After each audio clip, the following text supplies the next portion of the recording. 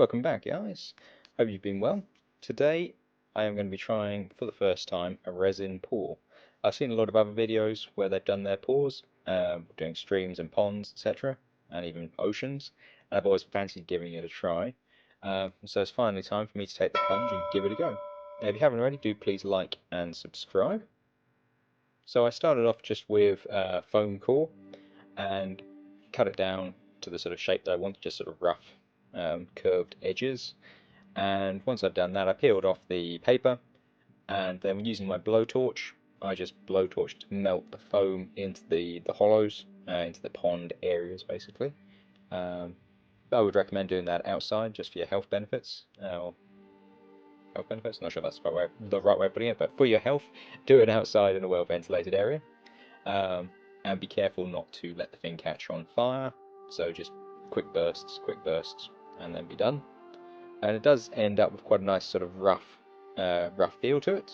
Then what I did is I went in with the Sealy's polyfiller and just went over the edges just to sort of mount up and smooth it off a little bit in certain areas. Once that was completed, I then got the black matte spray paint and went over the whole thing.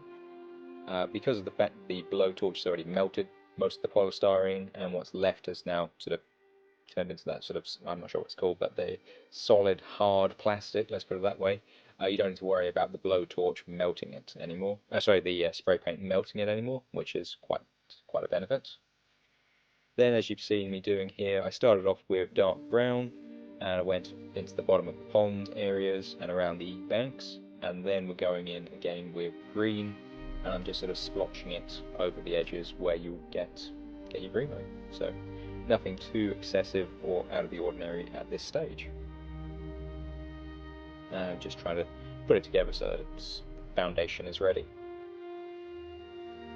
But yeah, as I said, I've never done a pour before.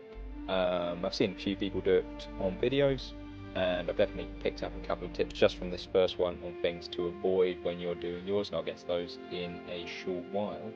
There, as you can see, just building it up. My next step, once the painting was completed and dry, was I put the flock on. I'm not sure if other people would do that first or later, but I figured I would flock first and stick in the lichens and the sticks and just sort of get it ready, so that all of that side is complete prior to the resin going in. And I think in hindsight that's the correct way to do it, at least for me. And then we get to the pour itself. So this is Norski, which I got from Mitre 10, and it's pretty straightforward. It's just a 4-to-1 mix. I did it using the scale, and as you'll see in a minute, I poured half of it onto the scale, so do be careful. You may also wish to wear gloves. Maybe I should have done, I'm not entirely sure. It didn't specify, and I did it inside. You might want to do it in a well-ventilated area, but to each their own. Probably safety first, if you can remember that piece and you don't get too carried away like I did.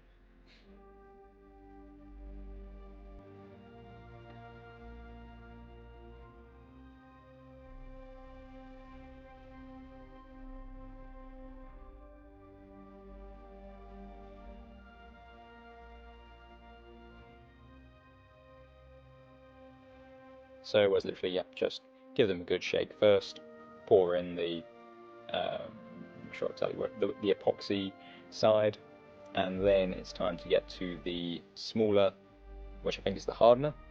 And ironically, I'm not sure if it's ironic or not actually, but I poured more of this onto the scale than I did the large pot. So that's one thing it might be worth doing in the future, is getting a pot which has like a pouring nozzle attached to it. If any of you have done these things before and you've got advice on how to pour it without pouring it down yourself, please leave comments down below. And I think if you're doing it on a scale like this, probably putting down some paper towel or something onto the scale would be probably a good idea. Otherwise you might get in trouble with your wife or girlfriend or whoever. Luckily I live alone, so the only person who I'm going to get in trouble with is myself, and I don't really care, because I don't use this one for food. But yeah, just keep that in mind.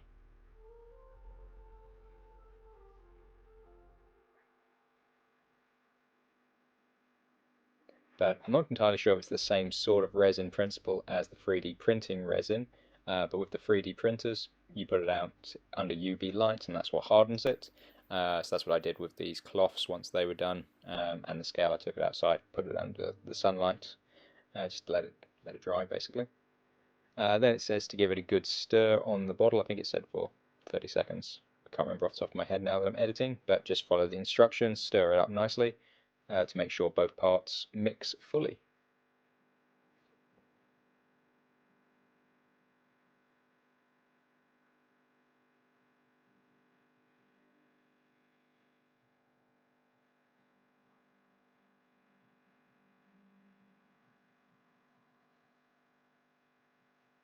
And I figured I would leave the camera footage here in full just so that you can kind of get an idea of the time frame that you're looking at, rather than just cutting and pasting it together to make it go quickly. But anyway, here's where I said earlier that having a spout would be better, if only my hand wasn't in the way of the camera, because they're trying to pour it out just from a regular pot is a little bit tricky, but I went for it, drizzling it everywhere. And I found if you're careful at this stage, and you allow it just to run down the side, then you can kind of direct it out of the pot rather than trying to pour it straight over. But there was definitely a little bit which dripped short, but I wasn't too fussed. And then using your stirrer, yeah, you can try and scrape off the edges and just post it into the corners where you want it to run into. Again, I'm not entirely sure if putting something like, I don't know, isopropyl alcohol down first would have been a benefit, just to sort of break that surface tension. I would have thought probably not. But if you've got any better, if you know better, please let me know down below.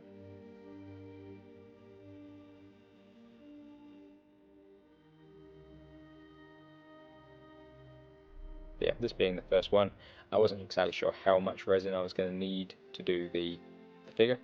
And the amount that I ended up with was probably a little bit more, but not terribly, so it didn't really go to waste, which was good. I think the biggest waste was the amount that I poured onto the scale.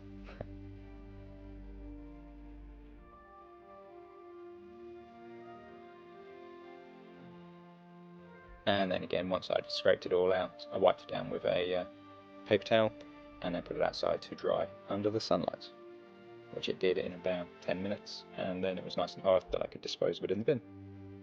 And then it came out pretty well. You can see where some of the resin had soaked up into the flock, and that sort of wetter looking area.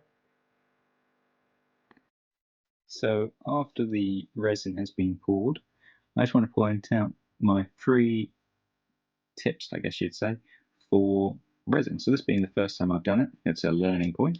So the first one is, I'm not sure if you can see it, but that line, I touched this pool when I was just testing to see whether it had dried, and it was semi-dry, and as I lifted it up, a strand came down, and that's what landed there and then set. So one tip, make sure that you don't drag fibers of resin across your piece, because it will leave these little lines which are on there, and they can be a bit annoying. Probably if you were to put some gloss Mod Podge over the surface, it would make it sort of just a little bit more wavy, and you'd probably lose that, but that's one tip. The second, again, being my first one, I didn't really know how much resin I needed, so you can see that when I poured it in, there was overflow in certain areas, so it would just be to perhaps make slightly less and just be a bit more careful so it doesn't overflow. And when you're building the miniature in the first place, make sure you have slightly more defined mounds around the edge just to trap it all in there. And then the third point I would say is, as you can see, it's clear, so you can see straight to the bottom, which is actually quite cool. But for a bog, usually the water isn't going to be crystal clear like that. So although I did do a bit of work on the base, you can kind of see a bit of coloration and flock. Probably if I'd done 2 different layers of resin, the first one I could have put a bit of a brown into it, and that way it would just make it look a little bit murky rather than just crystal clear. So as a beginner, I would say there are your 3 things. 1, don't pour it all in a one. Maybe do 2 layers and make one slightly murky. 2, build up your edges just to make sure that the resin doesn't overspill. And 3, when you're just testing to see whether it's dry, be very careful that you don't drag strands of drying resin across the piece. But overall, I'm pretty happy with the result. So yeah, as I said, I'm happy with the result. What I did is I went back over those sort of wettish looking areas with a little bit of extra flock around the edges just to blend it all back into the way I wanted it. But for a first time going, I am very happy. There's definitely areas that I could improve, and we will see hopefully the improvements as I do more projects on the channel. But yeah, as I said, first time, I would give myself a pretty reasonable thumbs up for the project. I've designed it in a way so that it'll be useful for both 28s, 15s and potentially even 6mm depending on what you're doing. I guess you would say the level of impassability would increase with the smaller scales, but I enjoyed it for the first time, definitely learnt a few things and will definitely be doing a few more. I've also got another idea of how to do it using a different material, so that one I'm going to leave just hanging on that for now because it's a bit of a interesting idea. I'm not sure if it's going to work, but until then, keep safe, keep gaming, and I'll see you next time.